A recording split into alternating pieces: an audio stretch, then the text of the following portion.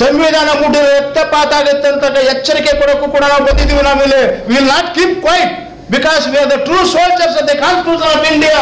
ಹಂಗೆಲ್ಲ ಗುಲಾಮ್ಗಿರಿ ಒಪ್ಕೊಳ್ಳಲ್ಲ ನಾವು. ನಮ್ಗೆ ಯಾವ ಸರ್ಕಾರ ಬಂದ್ರು, ನಾನೊಬ್ಬ ಪ್ರೊಫೆಸರು 35 ವರ್ಷ ಸೇವೆ ಸಲ್ಲಿಸಿದ್ರೆ I have batted for the people, not for myself, for my family.